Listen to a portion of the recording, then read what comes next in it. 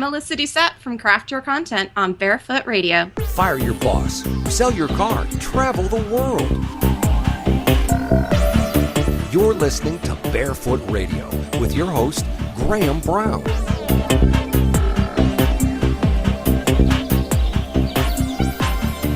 Fire your boss, sell your car, travel the world. My name is Graham Brown. You're listening to Barefoot Radio. Today we're heading to New York to visit Elisa Doucette, writer, traveler, entrepreneur. Elisa's from Craft Your Content. We're going to talk about Elisa's crazy travels and her adventures throughout the world, places like Europe and Southeast Asia, what it takes to run a successful content business, and also what it takes to bootstrap your business in places like Southeast Asia. So welcome to the show, Elisa. How are you doing? I am great. Thanks so much for having me, Graham. Elisa, what are you doing in New York today? Today particularly, I am doing a bunch of interviews and working on client schedules. But in general, I am just hanging out. Cool. So you've been hanging out a lot of places over the last couple of years. We're going to talk about some of the places you've been to, some of the crazy adventures, which I'm looking forward to sharing. You're not originally from New York, are you? Where are you originally from? No, I'm originally from a place 6 hours north of New York. It's Portland, Maine. Some people know it. It's the home of Maine lobster. Right. Some people don't, which is why I explain it's 6 hours north of New York. And it's the part close to Canada, right? Because you're heading to Canada soon, aren't you? I am. I'm heading up to Montreal the end of July. Maine is the state that kind of sticks up into the right side of Canada. That's the claim to fame. It's the state that sticks up into Canada and lobster. That's pretty accurate. And we have Stephen King is from Maine. Oh, so come that's on, pretty much. We have like the trifecta there. Yeah, how could you forget? So living in a place like Maine, growing up in a place like Maine, did that give you wanderlust as a child? It actually did. I was talking to someone about this a little while ago, trying to figure out where I got my wanderlust from, because I'm a very kind of typical American girl next door, very average person. When I was growing up, I actually lived with my grandparents in a town that legitimately had 2,000 people in it. And we had a train that used to go through town. And every day at 3 o'clock when I was a kid, my grandparents would tell the story that I would like go running out to the corner of the yard and stand on the stump and just watch the train go by. That was a big event. Like when you live in a town of 2,000 people, it kind of is a big event. But for me, it was always like, and then I'd go back and I'd want to know like all about how trains worked and where what was in the train and where the train was going and how the things were going to get there. And like, I was so curious about this, thing that I only saw once a day, and I knew it came from somewhere and went somewhere else through my little small town perspective. And I never realized it before, but as I was talking to this friend, I was like, I think that was probably the first time that I really was like, there's got to be more to my existence than like the small little community I know. Right. That lobster and etc. Yeah, I lived in the mountains in Western Maine. We didn't even we had lobster a special treat. We weren't like the city folk. So there you go. So were you curious as a child growing up? Were you a curious person? Were you all sort of getting into trouble, like poking your head through holes in the fence and stuff like that? I was constantly curious. My poor family, my parents were just overwhelmed, I think, with my questions, and I would take things apart. I wanted to know how everything was. I was constantly like hiding in different places, and when my parents would find me, I was hiding because I was trying to read and I didn't want anyone to bother me. Because I was voracious about learning and reading, and I just wanted to know everything that I possibly could about the most random things ever.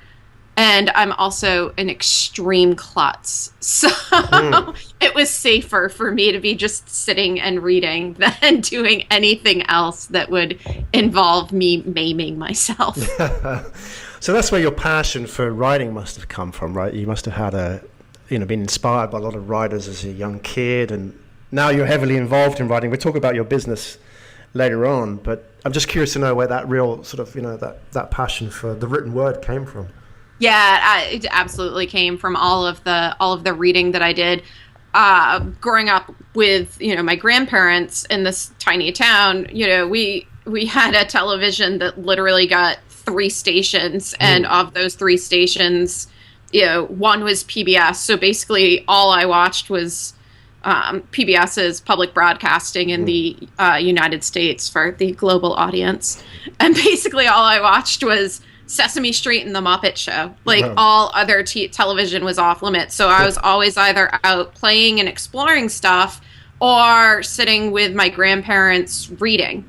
I was into chapter books by the time I was 4 or 5 years old. It was a situation. They definitely knew that I had a word affliction. A word thing going on. But what sort of stage of your life did you start putting this stuff together and start thinking, yeah, actually, that thing about going to see the train at 3 o'clock, there's a bigger story behind this. I could actually go and travel and see some of the world. When did that actually become a reality for you? It wasn't. It was a really long time later. I am a very late bloomer to the entire kind of pick up your laptop and travel the world mindset. I wasn't actually. I didn't. When I was 31, was when I got my first passport ever and used that passport to move to Bali. Right. So before that, I traveled a lot in the United States, which I think people outside the United States sometimes think silly of that for Americans. And it is a very, not the greatest thing in the world that we don't travel outside our own country. On the flip side, our country is, 6 to 8 hours end to end by plane, and completely different worlds in the different, pockets that you go to. So for my Southeast Asian or European friends who can get to all these different countries in 6 to 8 hours, we go 6 to 8 hours and we're still in the same freaking place. So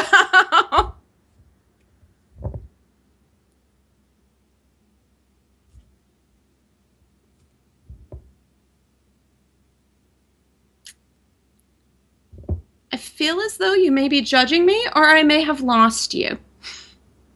Oh, sorry, I'm such an amateur. I was on mute there. I was like, wow, okay, maybe the Americans are bad. Never mind. I'm just putting you on the spot. I'm making you sweat it out there for a minute. So let's talk about that moment that you went to Bali. So here's this main girl. You've traveled around the States, North America a bit. Right. But now you're making this transition to Bali. And, Bali is a big transition. It's a fair one. What was going on in your mind at that time? What was the driver, and why did you decide to do it? Well, actually, I had been living in Portland, which is the largest city in Maine with a whopping 60,000 people, and I had been freelance writing for about a year and a half at that point in time, and I was very quickly beginning to realize that the work that I wanted to do, I wasn't going to achieve it at the level I wanted while living in Portland, Maine. It was just kind of too small for what I was looking for. And I had been writing online for a good probably 2.5 to 3 years at that point in time. So I had made a lot of friends in all of these different places, and had kind of in my mind convinced myself I need to move somewhere that writing and publishing is more affluent. So little, small town Maine girl who's never lived outside of Maine, never traveled outside the United States. So I was like, ooh, maybe I'll move to New York or San Francisco. That would be so exotic. And then I happened to be interviewing this friend of a friend. His name was Dan Andrews from Tropical MBA. And I was interviewing for an article on my Forbes column about location-independent entrepreneurship. And he and I had we knew each other from running in the online circles, but never really talked before. and what was supposed to be, a 20 to 30-minute interview to get a couple bites for an article ended up being a 2-hour talk about travel and the idea of location-independent entrepreneurship and what he was doing with his businesses and my experience with writing and content and everything. And just, it was a really great talk, really great conversation, kind of cemented our friendship. And then about 3 weeks later, kind of unrelated, he posted, they used to have these internships that they would post to help them build out different parts of their business. And so he posted this internship basically about how he really wanted to grow his location-independent entrepreneurship community, the Dynamite Circle, and his podcast, Insight Tropical MBA. And so he was looking for a copywriter to just write a ton of content. And basically, like, it was 2011. That's how you won the internet in 2011. It was just like spit as much content as possible up onto the websites and see what happens. And so I wrote to him because I am me and basically applied for this internship, but was like, it can't be an internship. I'm not going to be a copywriter who just spews copy for you. What you guys need is a managing editor. Let me explain, like, managing editor in the publishing world. Basically, you need someone who's going to come in and strategically oversee all of your content and your community and your communications and everything in a way that allows you to be the mastheads for what you're trying to do. Like, you need to be the visionaries and the leaders. You need someone in there who's got a creative content mind to understand that stuff, but also a strategic mind to be able to implement the things that you want to do. So if you want to hire me for that, that would be cool. And so back and forth, eventually they did offer me the contract, and they became kind of my first biggest client in this content management business that I was building up. And an unfortunate perk of my package of starting with them was that I took a lower salary in turn for being given one of 4 bedrooms in their, villa in Bali. So you went from Maine, from being this working online in content, and then these series of events happened. You're exposed to some ideas. You saw an opportunity. You jumped at the opportunity, and the next thing you know, you're out in Bali in a villa, managing a community. Yep, that is pretty much exactly it right there. I got I spoke to Dan on a Saturday night, and Monday morning I had to go to the U.S. Post Office to apply for my first passport. Wow, there you go. Did it sort of happen at quite a speed? Did you ever sort of think, oh my God, this is happening just too fast? Or were you rolling with it at the time?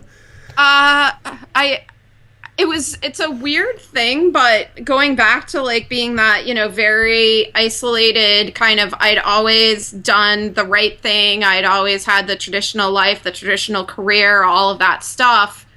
And having shifted my mind to think like, I'm going to have to leave all of that behind, 1, to start my own business, and then 2, thinking like I'm going to move to New York or San Francisco or something.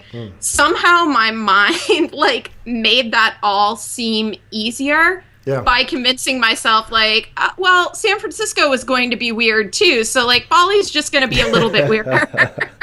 It's just a gradual transition, isn't it? Exactly. I was like, instead of like recognizing really on the scale of where it was, I was like, San Francisco is like a 7 or an 8. Bali's probably like a 9 or a 10. It'll be fine. So tell us about that moment when you arrived in Bali. Where were you? I arrived. So our villa was in Seminyak. My taxi driver asked me if I would like him to be my boyfriend from the airport. I wandered. We had to wander around the street that the villa was on, because in Bali, especially in Seminyak, a lot of the villas are kind of behind all of these closed gates. Yeah. So you have to go and roll back the gate a little bit to see what the house is inside. And I knew what the house looked like, and I knew what the number was, but nothing was numbered. So finally found the house, got inside. The guys had actually had like a crazy night the night before. So I roll up at noon and no one's awake yet. And I'm just standing in the living room being like, am I in the right house? Like, I'm a little worried someone is going to come downstairs that I am not expecting. Right. And so then Dan finally heard me and kind of came out, was like, welcome to Bali. And I was like, the taxi driver just asked me to be his girlfriend. Like, does that happen a lot here? Or should I be flattered? Like, is this a normal thing or am I cute? And I was informed it was a normal thing. And that was pretty much the start of my time in Bali. Wow, what a start. And how long were you in Bali for? How long did you make it out there for? I was in Bali. We had the villa in Seminyak for about 6 months after I got there. So I stayed for, I think, 5 months of that time. And then actually went up to Chiang Mai, Thailand by myself. So finally felt kind of secure and strong enough in my own expeditions to go solo travel, and spent a month in Chiang Mai. And then absolutely fell in love with there. And so spent a lot of my time in Southeast Asia kind of bouncing between Bali and Chiang Mai. And at what point did you start building out your content business? I started building it out a bit while I worked with Dan and Ian. I love what they do with Dynamite Circle and Tropical MBA, and Dan, you know, since that phone call in 2011 has always been a great friend of mine. So I really focused a ton of my time and attention on their stuff, which was really, really good for me to figure out how to, you know, manage things remotely and how to live and work while traveling. I started taking on clients outside of Dan and Ian probably in 2013. And it was just small clients. It was more actually doing editing work at that point. So I had, you know, a few friends who had websites, and they were kind of like, I really want to, you know, kind of start establishing myself more as an authority in my space. Like, I want people to respect me more. I'm a little bit worried that what I'm writing, you know, has a ton of errors or typos. It's not, you know, saying exactly what I need it to say. And if I could just have a second set of eyes look posts over, I would feel so much more confident writing online. So I took a few clients on for that. And then last May, basically kind of realized that I was spending too much time on a business that wasn't my own and not enough time on my own business. So ended my contract with Dan and Ian on very good terms, and then kind of just started exploding my own agency. That's an interesting point about spending time on somebody else's business. I think it's a challenge that a lot of startups face, is that obviously they go where the money and the opportunity is, but they don't have any sort of time to invest in their own business and grow that business left over. What was the sort of the pivot point for you when you've actually decided to say, right, I'm actually going to grow my own business here. I'm not just going to be this outsourced hand for somebody else. I had someone who wanted to pay me a very large sum of money to work with them for just 2 weeks outlining a book that they were working on. They kind of had all the research and everything, and they just really needed help outlining the book and organizing the research into that outline. So again, kind of that where my mind thinks like in the strategic and the creative, they needed someone to come in and do that on, you know, the literally 20,000 pages of research that they had. And at first I turned them down because I was just like, I know that I don't have the bandwidth to do this. I was actually in the middle of launching 2 huge things within the Dynamite Circle. They had a conference coming up that I was in charge of, and then we were reopening membership. So I was like, I don't even have time to do this. I'm sorry, I can't. And then basically the next day I woke up and I was like, did I seriously just turn down like this great opportunity working on a book for someone I really admire? And I love, you know, books and this exact type of work. but I turned it down because I was going to be too busy doing work on someone else's business. And then that's kind of, I just realized at that point in time, like, I've actually just stretched myself too thin, wherein at this point in time, I was still very much a solopreneur at that point in time. I had one team member at the time who was working for me, just a contractor who was working about 2 to 3 hours a week to help me out with stuff. And I realized that I was the company's greatest asset, and there was no more of me to go around. Right. So I needed to figure out a way to get more of me back, and that meant, needing to focus more on my own stuff. So that's what I'm interested in, because that is the challenge that faces anybody growing a business, is that you can't clone yourself. We haven't worked out a way of doing that yet. So if we could, I would be so all over that. Like, exactly. Bioethics be damned. Exactly. Then you could have 4 or 5 Elysas running around doing that content. That'd be fantastic. I don't think the world is ready for it yet, but I am. Exactly. So there you go. But without that being a reality, how do you get around that? How do you grow a business when, there's only so many hours in a day? You've only got so much energy as well. And especially as you get older, I think that becomes a key part, doesn't it? You don't have that sort of energy to invest in just burning the midnight oil, doing this sort of crazy startup lifestyle that you see a lot of the young people doing. Damn whippersnappers. Exactly. There comes a point where you think, no, actually, I'm going to take some decisions about how I'm going to live my life, and I kind of want to, get a bit of balance here. But the key is, how do you then do that and grow a business? How did you grow your business when, you couldn't sacrifice 24 hours a day to your clients' needs? How did you get around that? Well, I was not intelligent enough to do that at the start. So I actually basically wore myself right into the ground. Legitimately, this past winter, I was actually here in New York again on some business, and ended up in the emergency room twice in January because I had exhausted myself to such a limit that my body, like, I have a chronic disease as well that affects like my immune system and my nerves.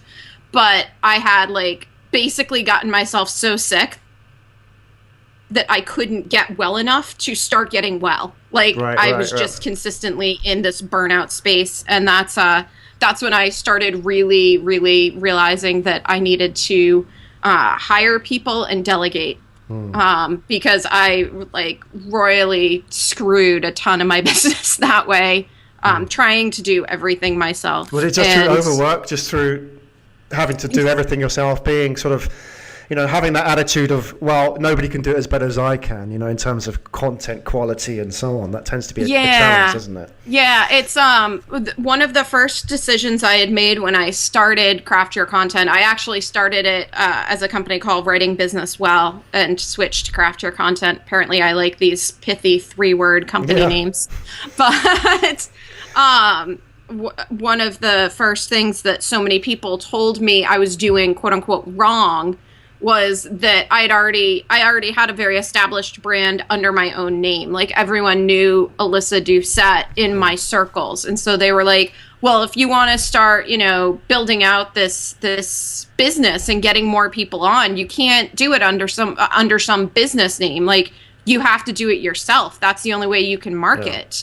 Because of course everyone has, so many more brilliant ideas on how to run your own business than you do when you're starting out. And I very, very much knew from the beginning I wanted to do it under a business name, because if I did it under a business name, I would eventually be able to hire people to come in to do a lot of the stuff that, I knew other people could do as well as, if not better than I can. I tell people all the time, my senior editor has been with me over a year. You want her to check all of your work for typos and grammar and edits and that sort of thing. You don't want me, because she's so much better. I made sure to hire someone who's way smarter than me at those things. But I also didn't want to build a business where people would thus be upset that they're getting, editorial feedback from this girl named Kimberly, when they're like, no, I bought Elisa. Right. Like, that's who I want to work with. And now all of a sudden you're throwing this other girl in here. So it's definitely been a really, really long process for me to, I basically did start an entire company from scratch again, having spent 5 years building my entire personal brand. But there isn't necessarily a compromise if you do it right, is there? I mean, if you have people expecting Elisa, they can still get Elisa, but not necessarily on the day-to-day tactical side. If they know that you're sitting behind that content editor and the relationships with you, they know that if anything goes wrong, they can go back to you. They know that you're the one who's signing off the paperwork and so on. Then that's the kind of reassurance they need, isn't it? They don't necessarily have to have you doing every single piece of work, but I think they just want to know that you're there and that you haven't just sort of done the sales job and then moved on to the next client, right? Yeah, that's what I thought as well, but that didn't end up being what it was to start. I had a lot of clients who would sign on because I do everything on monthly retainer packages. I don't do I don't do very many one-off projects. Usually the only one-off projects we'll do are books.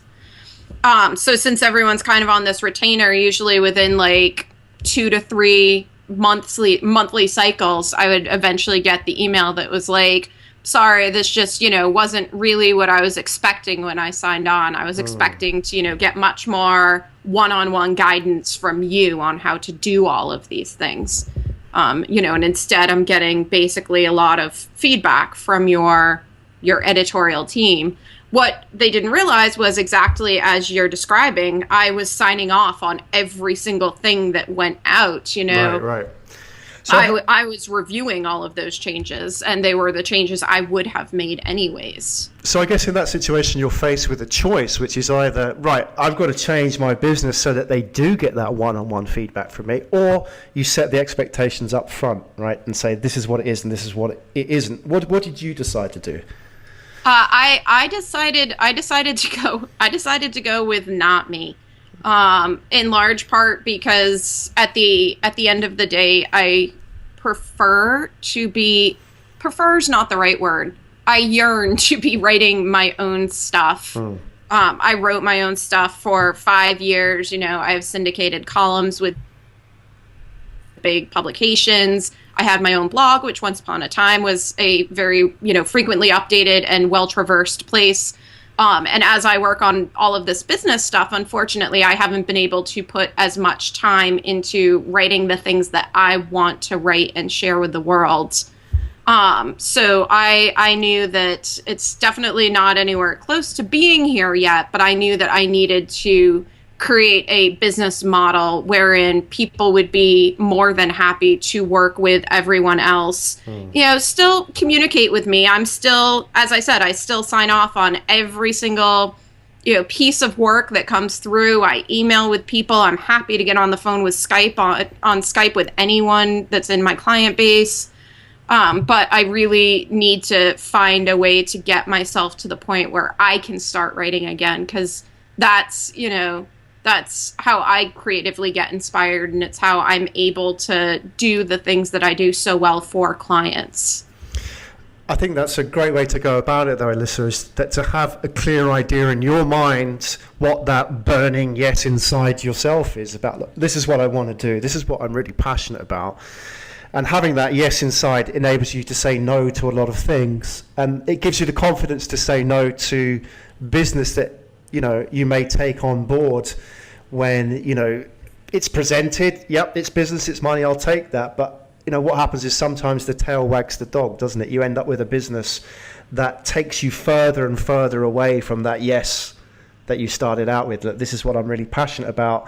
I'm really far away from that now because I'm taking every and any type of business available. And that's a common problem I find with entrepreneurs and startups, and to have that sort of discipline to say, look, this is really what I want to do. I'm going to build my business this way, and this is what I'm not going to do. Unfortunately, that's quite uncommon in startup, but I think the ways you're going about it is exactly the right way to build a business. Yeah, I like it. Pretty much, I get usually about a 70-30. Congratulations, you're in the 30. a bit of feedback from people regarding if it's the right way to do it. 'Cause of course, everything online now is just, hustle and productize and do this, that, and the other thing and optimize your funnel, and then you'll be smooth sailing for everything. Yeah. And that's just, for me, that's not the business that I want to build.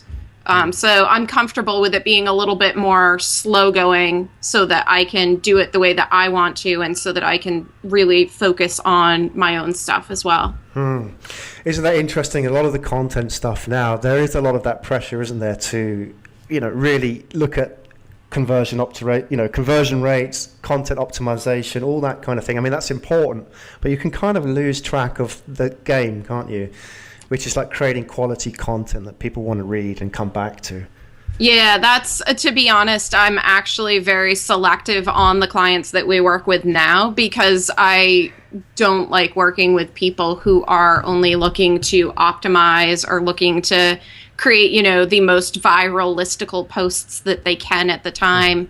I'm someone who values writing and content so much, and I think through this slow going process, I've realized even more how much I value, some of my favorite writers out there. I would much rather read just once a month some like epically beautiful post that they've written than see them writing 3 times a week, and 80% of it is just crap that you can just scroll past. So it's nice, because that's kind of the roster of clients that I'm working on and building, is people who value the same thing and want to write the quality stuff that it's going to establish them as, the real leaders in their places, instead of just being like the guys who can do content well. Yeah. Guys and girls, but the tweakers. The people who are good at fiddling with the numbers. I mean, I'm always surprised when I look at somebody like Seth Godin as an example. He doesn't have a Twitter account. He doesn't really focus too much on content optimization in his blog, but he just writes quality stuff and people read it. And I think that's important, isn't it? Ultimately, we forget that. Another thing with Seth, because a lot of people look at his model and say like, oh, but he writes every day and he writes these short little posts. And I say like, right, he's earned the opportunity to do that, because for the past 2 decades, he's been writing, brilliant books, and he's been writing the long form content, and he's been building these other businesses. So after 2 decades of doing that and establishing himself in this place, hell yes, he can like write whatever the hell he wants, and people are going to click on it and share it. Too true. Excellent. Elisa, I've really enjoyed speaking to you today, and I think what you're doing is an inspiration for a lot of people. I think a lot of people would love to be able to do what you're doing, just in terms of, being able to monetize ideas in the content space, or be able to run the kind of business that you're running, focusing on what you really enjoy, your passion, and so on. Where can people find out more about you, Elisa? The best place to find me is craftyourcontent.com, because it's the easiest to spell. You can find me on my personal site, which is elisadoucette.com. Elisa spelled Elisa. Doucette is Doucette. But it's linked off of craftyourcontent.com, because I just realized I have a difficult to spell name, and I'd like to make life easy for people. And anyone who wants to get in touch or talk to me or anything, honestly, finding me on Twitter is the best way. I check my Twitter probably a few times a day. I may never be Seth Godin with no Twitter, but I do like talking to people on Twitter, so that's always a great way to find me. Exactly. We'll put the details in the show notes. Tweet Elisa a hello, say that you heard her on the show, and also make contact. I mean, if you're in the content space, which is obviously, you've got a great network of people in your space as well, Elisa. So, open the doors for people, give them some ideas. I think people would do well to make contact with you. That's Elisa Doucette, everybody, writer, traveler, entrepreneur from craftyourcontent.com. Elisa, thanks a lot for joining us today. Really enjoyed having you. Absolutely. Thanks for having me, Graham. Barefoot Radio. Want to know how to live the location-independent lifestyle? Then find out more at www.barefootjournal.com.